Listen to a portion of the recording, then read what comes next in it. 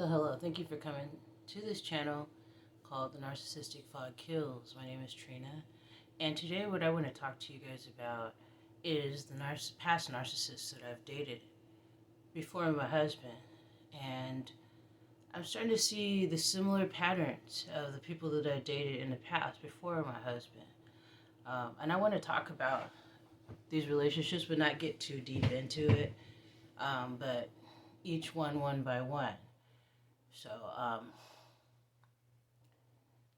when I got into the military years ago, back in '95, I went there because I felt desperate. My sister, older sister, was kicking me out of the house when I was living with her. She was mad because I couldn't find a good job to help out, and she pretty much just gave up on me. Let me take my sweater off.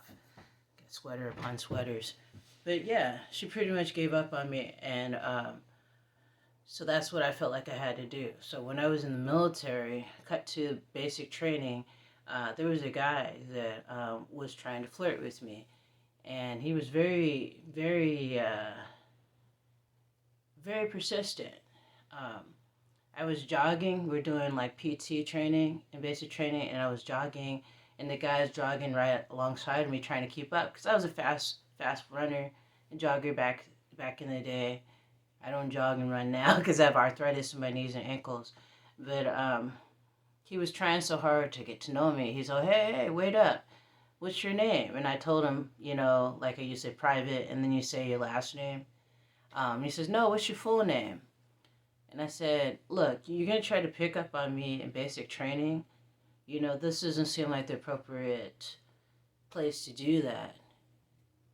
But he didn't care. He was so persistent. And then, he pretty much manipulated his way into my world, told me all these nice things about me, and all I really wanted to do was get the hell out of basic training. I didn't even want to go to the army or anything. I just wanted to be sent home. And but anyway, he was just trying to keep going. And oh, you could do this, and it wasn't something I wanted to do. I did not want to be in the army, but I felt desperate. So cut to later on when I got discharged. I got a general discharge from the army. A few years later, this guy contacted me, and he found me because I told him my full name, and he wasn't a stalker or anything like that. But at the time, I was in a relationship with a woman, and when he called, my girlfriend at the time was like, who is this? There's some guy on the phone name, insert name, I'm not going to tell you the name. He sounds like a black dude. And he wasn't black. He was from Virginia and had a strong accent. He did sound like, if you talk to him on the phone, the stereotypical sound of a black man, that rich, deep voice.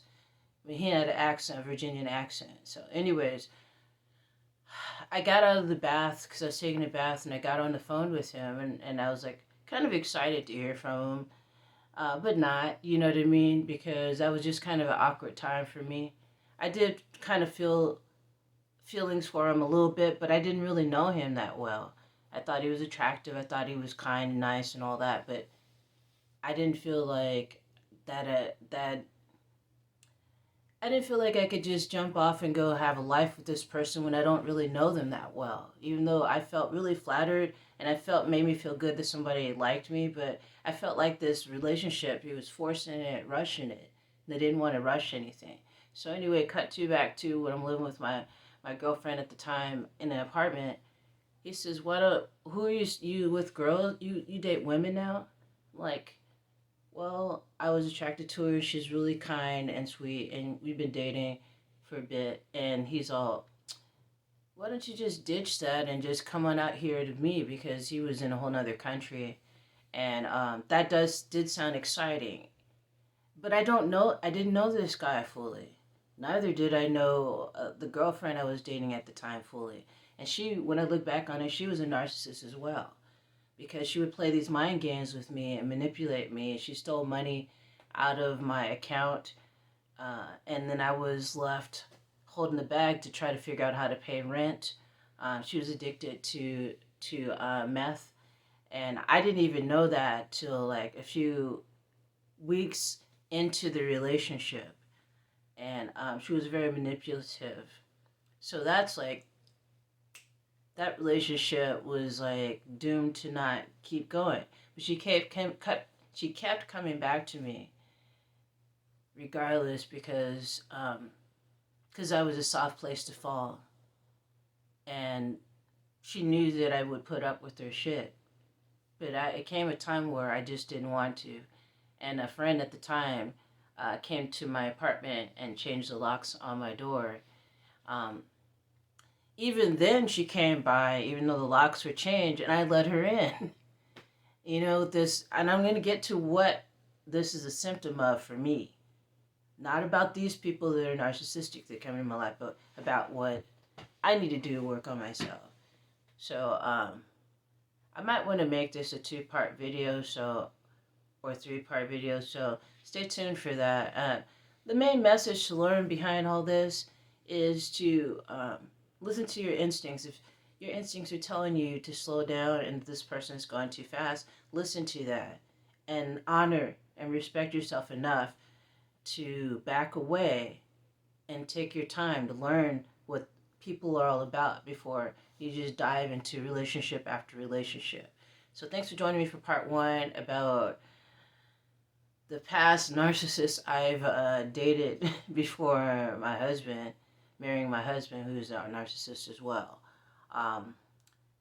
Check out my other videos I put up here. I have a few videos. I just started this channel, and if you want to donate, you can go to my Google Pay, which will be in the description below, and you can also go to my email and email me if you want to commiserate and talk about what's going on with your life in regards to the narcissist that happens to be in your world. So, with that said, thank you so much. Brightest blessings to you all, and I'll see you on part 2.